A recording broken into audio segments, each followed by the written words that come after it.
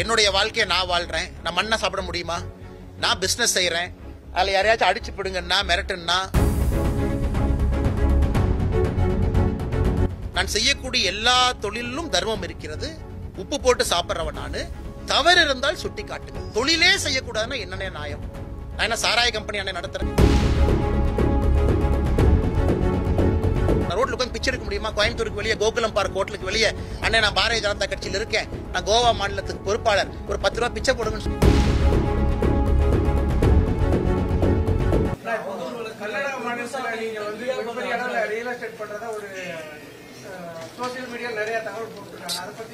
அதுல என்ன தவறுங்கண்ணா? என்னுடைய வாழ்க்கையை நான் வாழ்றேன். நான் மண்ணை சாப்பிட முடியுமா? நான் பிசினஸ் செய்யறேன். அதுல யாரையாச்சும் அடிச்சு பிடுங்கன்னா மிரட்டுன்னா உங்களுடைய பணத்தை வாங்கன்னா இந்த பணத்தை வாங்கன்னா என்னுடைய தொழில் நான் செய்யறேன், என்னுடைய விவசாயம் நான் செய்யறேன், என்னுடைய அரசியல் நான் செய்யறேன். இதுல எதை தவறாக நீங்கள் பார்க்கின்றீர்கள்? நான் எங்கிருந்து சாப்பிடுவேன்? என் குழந்தைங்களுக்கு எங்கிருந்து ஃபீஸ் கட்டுவேன்? எதை செய்தாலும் நியாயமான முறையில் செய்ய வேண்டும் என்று நினைக்கின்றேன். என்னை எந்த தொழிலும் செய்ய வேண்டாம் கையை கட்டி போட்டுவிட்டு உட்கார வச்சீங்கன்னா நான் எங்கிருந்து சாப்பிடுவேன்? நாளை காலையில் எங்கிருந்து நான் சட்டை போடுவேன்? எங்கிருந்து நான் அரசியல் பண்ணுவேன்? என் காருக்கு நான் டீசல் எங்கிருந்து போடுவேன்? அதனால எல்லா வேலைகளும் நான் செய்யறேன். செய்யக்கூடிய வேலைகள்ல தவறு நீங்க சொல்லுங்க. ஆனா இந்த கம்பெனி ஆரம்பிச்சீங்க, இந்த கம்பெனில தவறு இருக்கு சொல்லுங்க. இந்த கம்பெனி இன்கம் டாக்ஸ் கட்டல சொல்லுங்க. இந்த கம்பெனில ஜிஎஸ்டி கட்டல சொல்லுங்க. அதனால நான் எந்த தொழிலுமே செய்யக்கூடாது என்று சொல்வதற்கு யாருக்கு இங்க உரிமை இருக்கு? நான் செய்யக்கூடிய தொழில யாருக்கு பாதிப்பு இருக்கு? நான் ஏதாச்சும் ஒரு கெமிக்கல் இண்டஸ்ட்ரி வச்சு அதுல ஏதாச்சும் ஒரு மீனை போய் சாவடிச்சனா, தண்ணியை நான் பால் படுத்தினா, மாசு பண்ணா சொல்லுங்க.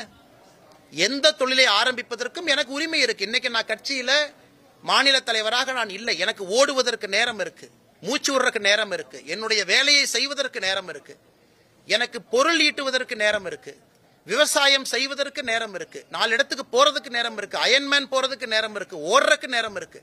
அதனால இது என்னுடைய நேரம், என்னுடைய வாழ்க்கை, நான் வாழ்றேன். அதே நேரத்தில் மக்கள் முன்பு நிற்கிறேன். அதனால நான் செய்வதில் என்ன தவறுன்னு சொல்லுங்க. இல்லைன்னா நீங்க செய்வதில் இதான் தவறுன்னு கை காட்டினா நான் பதில் சொல்றேன். மற்றபடி திமுகவோ வேறு யாரோ ஒருத்தவங்க கை நீட்டி சொன்னால் என்ன தவறு செஞ்சேன்னு சொல்லுங்க. அதனால அப்படித்தான் நான் இருப்பேன். நியாயமான முறையில் நான் பொருள் ஈட்டணும். அதை வைத்து நியாயமான அரசியலை நான் செய்யணும்.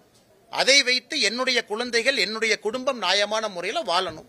என்னுடைய மனைவி வேலைக்கு போறாங்க, என்ன தவறு? வேலைக்கு அவங்க வாழ்க்கை அவங்க வாழ்றாங்க, அவங்க வேலைக்கு போறாங்க. நான் தொழில் செய்யற, என்ன தவறு?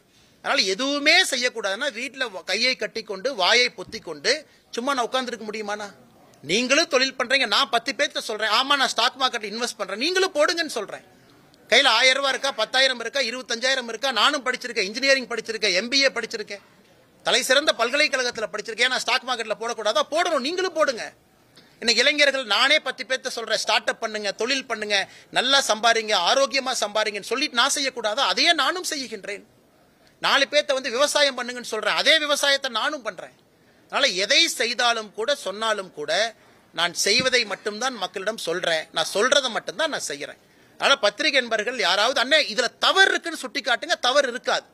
அப்படி எனக்கு தெரியாம யாராச்சும் தவறு செய்திருந்தாலும் கூட திருத்திக் கொள்கின்றோம். ஆனா இதனால மாசு பால் பட்டுருச்சு, இப்படி ஆயிடுச்சு, அப்படி ஆயிடுச்சுன்னு சொல்லுங்க.